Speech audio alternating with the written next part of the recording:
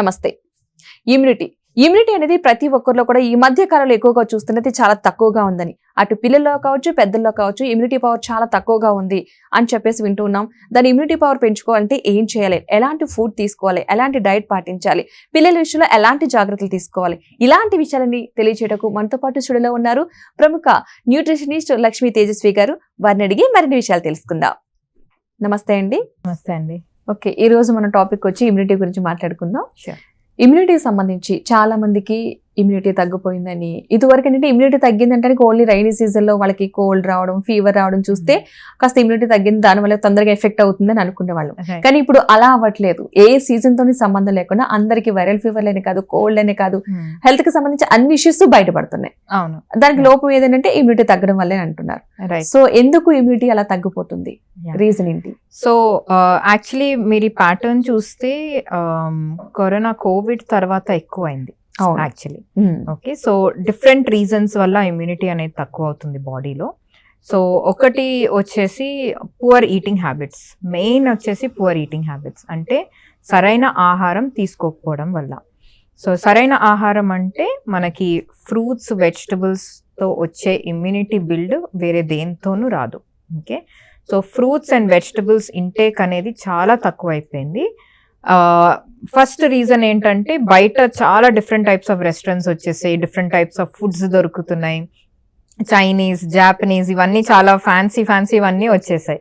So అందరూ ఇలాంటి foods మీద డిపెండ్ అయిపోయి మన న్యాచురల్గా దొరికే ఫుడ్స్ అనేవి చాలా తగ్గించేశారు. ఓకే, అది చిన్నవాళ్ళైనా పెద్దవాళ్ళైనా. Okay, so this is one of the main reason అండి ఇమ్యూనిటీ అనేది తగ్గిపోవడం వల్ల. నెక్స్ట్ వచ్చేసి స్ట్రెస్. సో స్ట్రెస్ అనేది ఇప్పుడు వర్క్ ప్రెషర్ అందరికీ చాలా ఎక్కువ అయిపోయింది. ఎందుకంటే ఇప్పుడు ఉన్న ఎన్విరాన్మెంట్ యాక్చువల్లీ కాంపిటీషన్ ఎక్కువ అయిపోయింది. ఏ ఫీల్డ్ అయినా, ఇట్స్ నాట్ జస్ట్ ఐటీ కానీ ఏదన్నా గవర్నమెంట్ జాబ్ అట్లా అని కాదు, ఎనీ జాబ్ వర్క్ ప్రెషర్ ఎక్కువ అయిపోయింది, కాంపిటీషన్ ఎక్కువ అయిపోయేసరికి వర్క్ స్ట్రెస్ ఎక్కువ అయిపోయింది. స్ట్రెస్ ఎక్కువ అయిపోవడం వల్ల మన బాడీలో ఇమ్యూనిటీని తగ్గించేస్తూ ఉంటుంది అనమాట. ఎందుకంటే స్ట్రెస్ ఎక్కువ అవుతున్నప్పుడు మన బాడీలో ఉండే ఇమ్యూన్ సిస్టమ్ ఆ స్ట్రెస్ని బ్యాలెన్స్ చేయడానికి ట్రై చేస్తూ ఉంటుంది. ఓకే, సో ఆ స్ట్రెస్ని బ్యాలెన్స్ చేసినప్పుడు ఇమ్యూన్ ఫంక్షన్ అనేది కంప్లీట్గా ఫంక్షన్ అవుతూ ఉంటుంది. అండ్ మనం సరైన ఆహారం ఇవ్వనప్పుడు ఇది తగ్గిపోతూ ఉంటుంది. రైట్, సో అంటే అది దాని అవసరం అనేది చూపించేసింది. దాని తర్వాత మీరు రీఫిల్ చేయలేదు. అంటే మనం కార్లో పెట్రోల్ అయిపోయినప్పుడు ఎలా ఫిల్ చేస్తామో అలా మీరు ఇమ్యూనిటీని పెంచడానికి సరైన ఆహారం ఇవ్వలేదు కాబట్టి సో అది తగ్గిపోతూ వచ్చింది. సో దీనివల్ల మనకి స్ట్రెస్ వల్ల కూడా డెఫినెట్గా ఇమ్యూనిటీ అనేది తగ్గిపోతుంది. నెక్స్ట్ నో ప్రాపర్ స్లీప్ సరిగ్గా లేకపోవడం వల్ల. సో దానివల్ల కూడా డెఫినెట్గా ఇమ్యూన్ సిస్టమ్ అనేది దెబ్బతింటుంది. And excessive pollution, okay, air pollution, noise pollution, ఈ పొల్యూషన్ వల్ల కూడా మనకి ఇమ్యూన్ సిస్టమ్ అనేది తగ్గిపోతుంది. నెక్స్ట్ ఇప్పుడు వాటర్ పొల్యూషన్ వల్ల కూడా అవుతుంది. సో మనం తాగే నీరు ఎంత బ్యాక్టీరియా ఫ్రీ ఉంది అంటే బ్యాక్టీరియా లేదు, ఎంత తక్కువ బ్యాక్టీరియా ఉందో, ఎంత క్లీన్గా ఉందో అనేది కూడా చాలా మందికి తెలీదు. సో ఆ తాగే నీరు కరెక్ట్గా ఉంది అంటే డెఫినెట్గా ఇమ్యూన్ సిస్టమ్ అనేది కొంచెం బ్యాలెన్స్ చేస్తుంది. సో ఇట్లాంటి పొల్యూషన్ అండ్ ఎయిర్ పొల్యూషన్ అయితే చాలా ఎక్కువైపోయింది. సో ట్రాఫిక్ ఎక్కువైపోయింది, ఇండస్ట్రీస్ ఎక్కువైపోయినాయి ఇప్పుడు. సో దానివల్ల పొల్యూషన్ అనేది ఎక్కువ అయిపోయేసరికి మనం అదే గాలి పీలుస్తున్నాం కాబట్టి ఇమ్యూన్ సిస్టమ్ అనేది డెఫినెట్గా తగ్గిపోతుంది అట్లా. సో ఇలా డిఫరెంట్ రీజన్స్ వల్ల ఇమ్యూన్ సిస్టమ్ అనేది తగ్గిపోతుంది. ఓకే, ఈ ఇమ్యూనిటీ అనేది ఏజ్డ్ గా మనం చూసుకుంటాం, చిన్నపిల్లల్లో తగ్గిందని అంటుంటారు. రైట్, అదొకటైతే మిడిల్ ఏజ్ లో వాళ్ళది, రైట్, ఏజ్డ్ వాళ్ళది. ఎందుకు ఇంత ముగ్గురులో కూడా అంత ఇమ్యూనిటీ తగ్గేంత ఏముంటుంది అన్నది పిల్లల్లో ఎక్కువ ఉంటుంది అంటారు కదా యాక్చువల్గా అయితే. ఎస్, సో పిల్లలు పుట్టిన తర్వాత డెఫినెట్ గా వాళ్ళకి ఇమ్యూన్ సిస్టమ్ అనేది కొంచెం వీక్ గానే ఉంటుంది.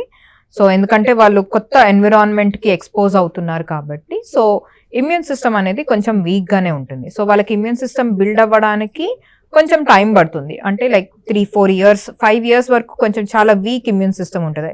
ఎవ్రీ 2 months కి వాళ్ళకి దగ్గు ఏదో ఒకటి రావడం అనేది బాగా జరుగుతూనే ఉంటుంది.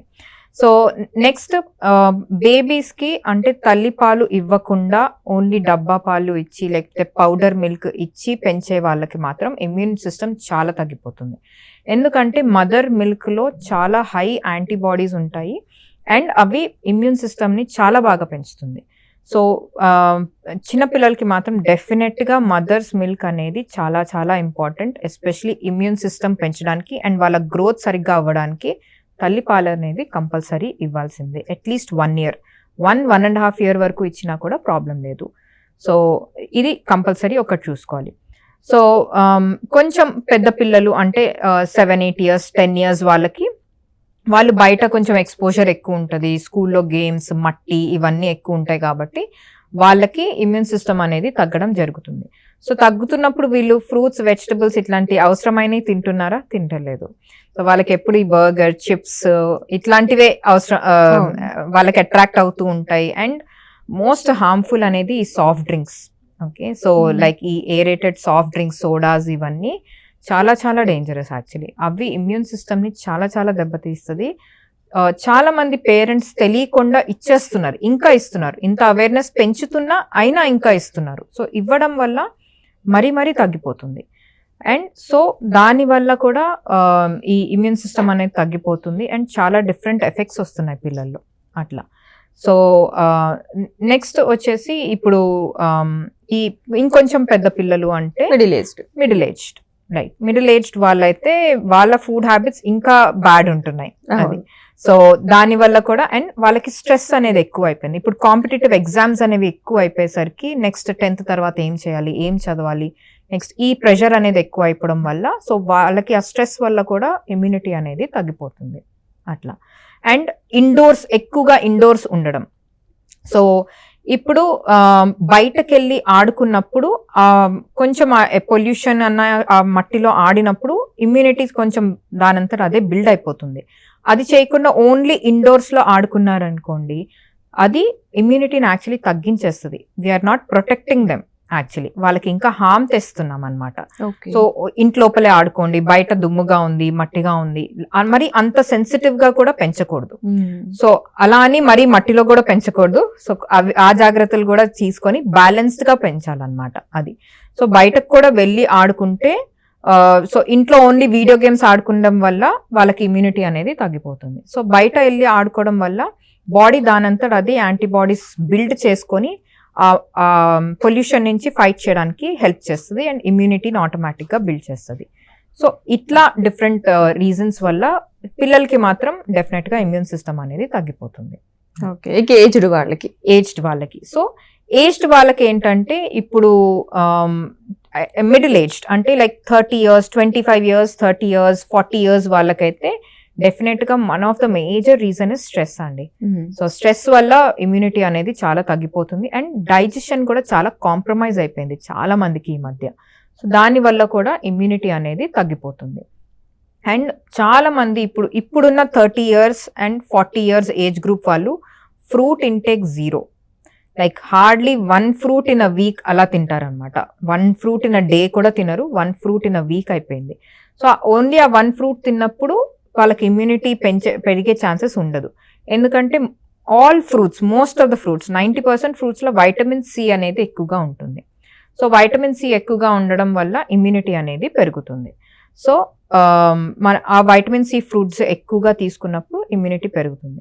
నెక్స్ట్ వచ్చేసి పెద్దవాళ్ళలో, చిన్నవాళ్ళలో ఇద్దరిలో వైటమిన్ డి కూడా చాలా తక్కువగా ఉంటుంది. ఇప్పుడు ఎవరికి టెస్ట్ చేసినా వైటమిన్ డి డెఫిషియన్సీ అనేది ఎక్కువగా అయిపోతుంది.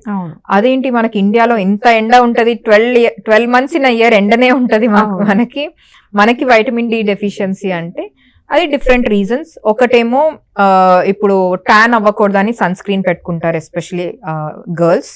సో దానివల్ల వైటమిన్ డి సన్ రేస్ కరెక్ట్గా పడి వైటమిన్ డి బాడీలో ప్రొడ్యూస్ అవ్వట్లేదు.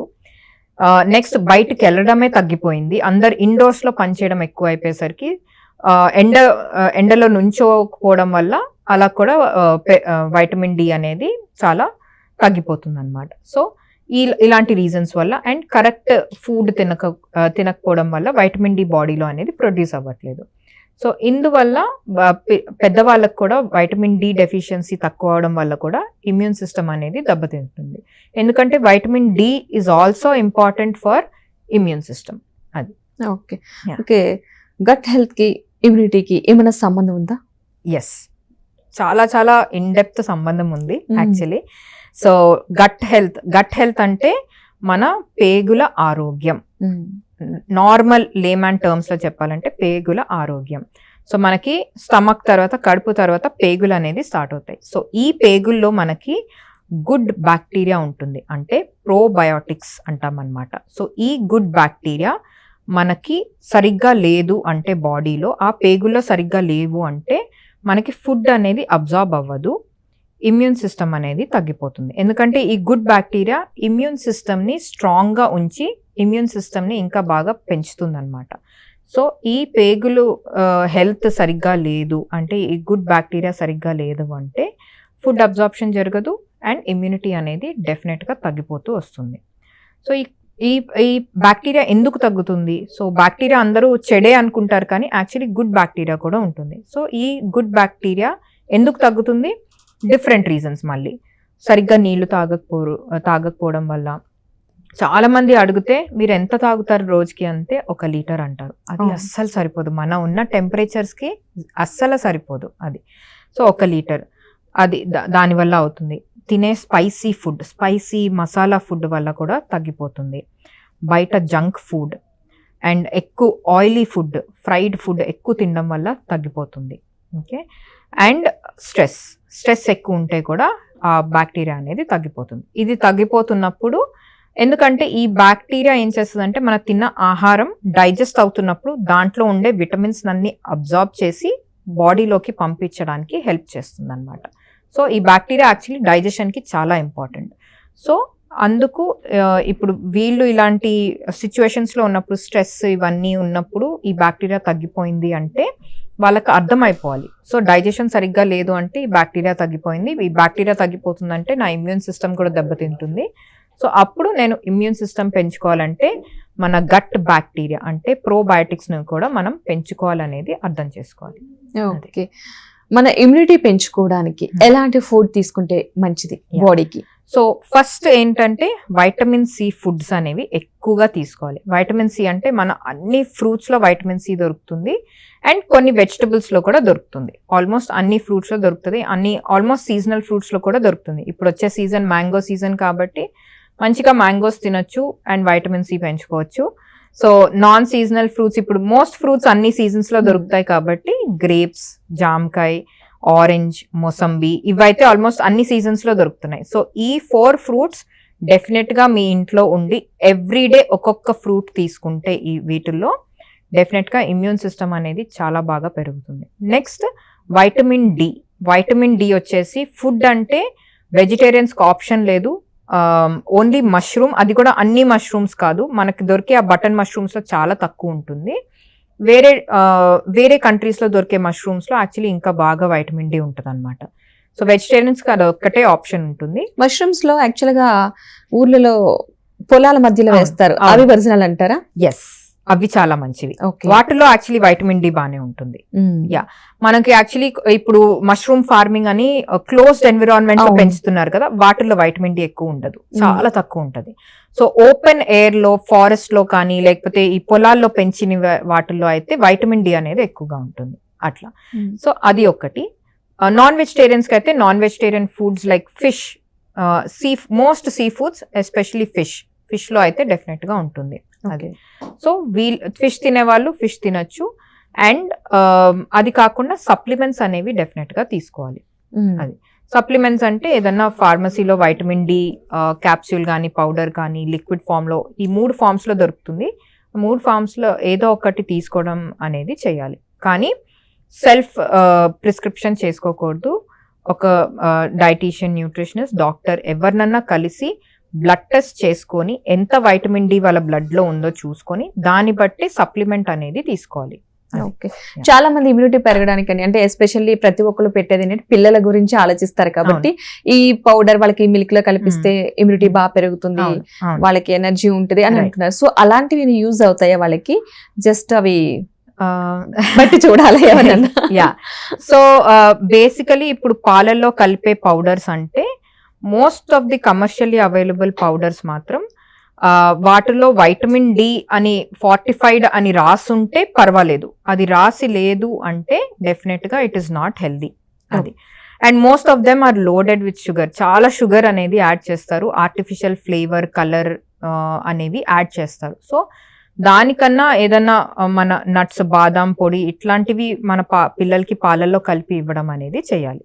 అది సో కమర్షియల్లీ అవైలబుల్ ప్రోడక్ట్స్లో వైటమిన్ డి యాడ్ చేశారు, యాడెడ్ వైటమిన్ డి అని రాసి ఉన్నప్పుడు వెనకాల ఇంగ్రీడియంట్స్ లో కూడా చూసుకోవాలి. ఇంగ్రీడియంట్స్ అండ్ న్యూట్రిషన్ లేబుల్ అని ఉంటది. సో దాంట్లో వైటమిన్ డి అని యాడ్ చేసి ఉంది, ప్రింట్ చేసి ఉంది అంటే, అండ్ ఇంగ్రీడియంట్స్ లిస్ట్ లో కూడా వైటమిన్ డి యాడెడ్ అని రాసి ఉంటే అప్పుడు కానీ కొనొద్దు. అది చాలా మంది ఊరికే లేబుల్ కోసం అని అట్లా యాడ్ చేసేస్తారు కవర్ మీద, అండ్ యాక్చువల్లీ యాడ్ చేయరు.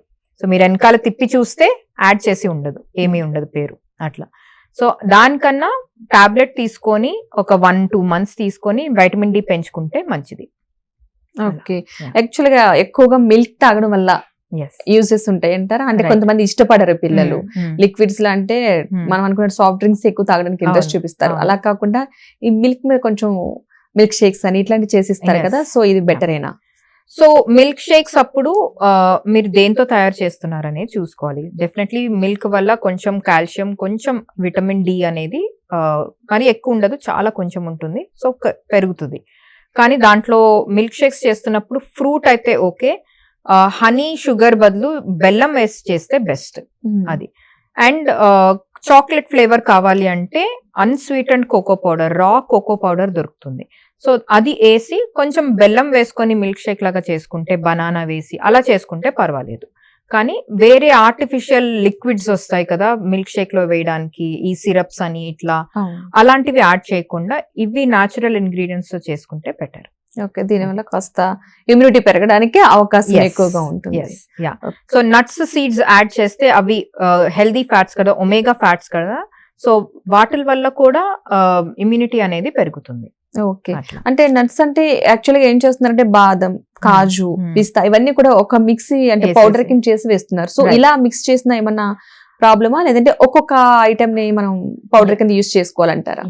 ఒక్కొక్క ఐటమ్ ని పౌడర్ చేసుకొని ఇవ్వడం అనేది చెయ్యాలి. ఎందుకంటే కొన్ని ఇంగ్రీడియంట్స్ అనేవి మ్యాచ్ కావు. అంటే ఫర్ ఎగ్జాంపుల్ అవిసె గింజలు, చియా సీడ్స్ రెండు కలిపి తీసుకుంటే ఒక్కొక్కసారి అబ్జార్ప్షన్ బానే అవుతుంది, ఒక్కొక్కసారి అబ్జార్ప్షన్ సరిగ్గా అవ్వదు.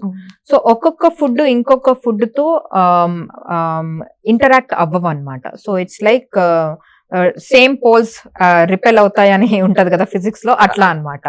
సో లైక్ కాల్షియం తీసుకుంటున్నప్పుడు, కాల్షియం ఫుడ్ కానీ కాల్షియం టాబ్లెట్ తీసుకుంటున్నప్పుడు మనం ఐరన్ టాబ్లెట్ తీసుకోకూడదు. ఎందుకంటే కాల్షియం తీసుకోవడం వల్ల, కాల్షియం టాబ్లెట్ తీసుకున్నప్పుడు ఐరన్ తీసుకున్నప్పుడు ఐరన్ కాల్షియం ని అబ్జార్బ్ చేయలేదు బాడీలో. సో అలా చాలా ఫుడ్స్ లో కొన్ని న్యూట్రియంట్స్ వల్ల ఇంకొక న్యూట్రియంట్ అబ్జార్బ్ అవ్వదన్నమాట. సో అందుకు ఏ ఫుడ్ అన్ని సింగిల్ గా తీసుకుంటేనే మంచిది. కలిపి తీసుకోవడం వల్ల అది కొన్ని బెనిఫిట్స్ అవుతాయి, కొన్ని బెనిఫిట్స్ అవ్వవన్నమాట. ఓకే, ఈ మధ్యకాలంలో ఎక్కువగా మనం వింటున్నది డ్రై ఫ్రూట్స్ తో లడ్డు చేస్తున్నారు. రైట్, సో అన్ని రకాల డ్రై ఫ్రూట్స్ వేసేసి లడ్డు, అవును, విత్ ఖర్జూరంతో సహా వేసి, సో ఇలా తీసుకోవచ్చు అంటారా? ఎప్పుడైనా పర్వాలేదు, తీసుకోవచ్చు, ఎప్పుడైనా తీసుకోవచ్చు, నో ప్రాబ్లం. ఎస్పెషలీ పిల్లలకి that's the best way to give. Laddu అంటే వాళ్ళకి ఇంకా ఓ లడ్డు అని ఇంకా ఎక్సైట్ అవుతారు కాబట్టి తీసుకోవచ్చు, నో ప్రాబ్లం అది. కానీ మరి ఎక్కువ ఇంగ్రీడియంట్స్ యాడ్ చేయొద్దు. అంటే మీరు బాదాం, కాజు, ఖర్జూర యాడ్ చేస్తుంటే పర్వాలేదు, అంతే ఉంచండి. మరి అన్ని అక్రోట్, చియా సీడ్స్, అవిసె గింజలు, సన్ఫ్లవర్ సీడ్స్, పంకిన్ సీడ్స్ అన్ని ఈ 10 రకాలు యాడ్ చేసే బదులు 3 రకాలు యాడ్ చేసి చేస్తే మంచిది. అన్ని యాడ్ చేసేసి ఒక లడ్డు కింద ఒకేసారి వెళ్ళిపోతున్నట్టుగా ఈ మధ్య కాలంలో అది బాగా ఇదైపోయింది. అవును, అది కొంచెం ఎనర్జీ ఉంటది, ఇమ్యూనిటీ పెరుగుతుంది, కొంచెం బలం ఉంటారు, లావ్ అవుతారు అన్నట్టుగా పెట్టేస్తున్నారు. సో దాని వల్ల ఏంటంటే గుడ్ కంటే బ్యాడ్ కూడా యాడ్ అయ్యేటట్టు అనిపిస్తుంది. ఎస్, డెఫినెట్ గా, అవును. ఓకే, కొంతమంది మనం పిల్లల్లో చూస్తే చూడడానికి వాళ్ళు బానే ఉంటారు, కానీ వాళ్ళ ఇమ్యూనిటీ పవర్ చాలా తక్కువగా అనిపిస్తుంది. అది ఎప్పుడు వాళ్ళ నుంచి ఏదైనా ఒక ఫీవర్ గానీ, కోల్డ్ గానీ, అన్సీజన్ లో, అంటే సీజనల్ గా వచ్చే వ్యాధులు వేరు, అన్సీజనల్ గా వస్తేనే బయటపడుతుంది. కానీ చూడడానికి వాళ్ళు చబ్బీగా, కొంచెం చూడడానికి హెల్దీగా కనిపిస్తారు. అవును, సో వాళ్ళ ఇమ్యూనిటీ తగ్గుతుంది. సో ఏంటి రీజన్ ఏంటంటే వీళ్ళు ఫుడ్ ఏనా, లేదంటే తీసుకునే ఫుడ్ లో కూడా ఏంటి ఎక్కడ జన్యు పరంగా ఏమైనా లోపం వస్తుంది అంటారా? సో డిఫరెంట్ రీజన్స్ అండి. Like can be one is food habits. ఒకటి, పిల్లలకి ఇప్పుడు చాలా మంది పిల్లలకి చిప్స్ అనేది చాలా చిన్న ఏజ్ లో అలవాటు చేసేస్తున్నారు. అంటే కొంచెం హెల్దీగానే ఉంది కదా అని చూసి వాళ్ళు జస్ట్ ఇంగ్రీడియంట్స్ చూసి సరే పర్వాలేదు ప్యాకెట్ లో ఫుడ్ అయినా యాక్చువల్లీ హెల్దీగానే ఉంది అని అనుకుంటారు, కానీ లేదు, దాంట్లో యాక్చువల్లీ అవసరం లేని ఇంగ్రీడియంట్స్ అనేవి చాలా యాడ్ చేస్తారు. సో డెఫినెట్ గా ఇలాంటి ఫుడ్స్ అవాయిడ్ చేస్తే వాళ్ళకి ఇమ్యూనిటీ అనేది బాగుంటుంది. అన్సీజనల్ గా వచ్చే వైరల్స్ కూడా తగ్గిపోతాయి. నెక్స్ట్ వచ్చేసి స్క్రీన్, అంటే స్క్రీన్ చూస్తూ ఏదైనా టీవీ, ల్యాప్టాప్ లేకపోతే ఐప్యాడ్ ఇట్లాంటివి చూసి తినడం అనేది, ఫోన్ చూసి తినడం అనేది చాలా ఎక్కువ అయిపోయింది. అది పెడితే కానీ తినట్లేదు అని పేరెంట్స్ అంటారు. అది చూడడం అనేది అలవాటు చేసింది మనమే అంటాం. ఓకే, ఎందుకంటే వాళ్ళకి అది చూడాలని వాళ్ళకి తెలీదు, మనం అలవాటు చేస్తే కానీ వాళ్ళకి అలవాటు కాలేదు కదా. సో ఇలా చూడడం వల్ల వాళ్ళు తినే ఆహారంని కూడా వాళ్ళు కాన్సన్ట్రేట్ చేయట్లేదు. సో ఎప్పుడైనా మనం ఏం తింటున్నాం అనేది మనం ఫస్ట్ అర్థం చేసుకొని దాన్ని కాన్సన్ట్రేట్ చేసి అది తీసుకుంటే దానివల్ల ఆ ఫుడ్ బెనిఫిట్ ఇంకా ఎక్కువగా ఉంటది. ఏదో హడావిడిగా ఏదో వేరే పని చేస్తూ తినడం వల్ల ఆ ఫుడ్ ది ఎక్కువ బెనిఫిట్ అనేది బాడీకి రాదు. So this is more like a mind game లాంటిది అనమాట అది. సో అండ్ ఆ స్ట్రెస్ అనేది ఎక్కువ అయిపోతుంది పిల్లలకి, ఆ స్క్రీన్ చూసి ఆ ఎక్సైట్మెంట్, ఆ స్ట్రెస్ కూడా ఎక్కువగా అయిపోతుంది, ఆ కార్టూన్ కానీ ఏదన్నా గేమ్ కానీ. సో దాని వల్ల కూడా ఇమ్యూనిటీ ఛాన్సెస్ అనేవి చాలా ఎక్కువగా తగ్గిపోతున్నాయి. సో అండ్ దాని వల్ల డిఫరెంట్ ఇష్యూస్ లైక్ ఆటిజం అనేది ఎక్కువ అయిపోతుంది పిల్లల్లో అట్లా. ఓకే అండి, ఓకే డాక్టర్ గారు, చాలా థ్యాంక్ యూ సో మచ్ అండి. ఇమ్యూనిటీ గురించి చాలా మంచి విషయాలు తెలియజేస్తారు. ఎందుకంటే ఈ మధ్యకాలం ఇమ్యూనిటీ అనేది చాలా ఈజీ అనుకుంటున్నారు, కానీ చాలా కష్టం, అన్నిటితోనే ఇమ్యూనిటీ రాదు. సో ఫుడ్ విషయంలో చాలా జాగ్రత్తగా ఉంటే బెటర్ అని చాలా మంచి విషయాలు తెలియజేస్తారు. థ్యాంక్ యూ సో మచ్ అండి. సో చూసారు కదండి, ఇమ్యూనిటీకి సంబంధించి అంశాలన్నీ. ఇమ్యూనిటీ పెంచుకోవాలంటే ఏం చేయాలి, పిల్లల్లో ఇమ్యూనిటీ పెరగాలంటే ఎలాంటి ఫుడ్ పెట్టాలి, సో పేరెంట్స్ కూడా అంటే పెద్దలు కూడా ఎలాంటి జాగ్రత్తలు తీసుకోవాలి అనే అంశాల గురించి తెలియజేసుకున్నాం కదా. సరే, మరో అంశంతో రేపు మరలా కలుద్దాం. నమస్తే.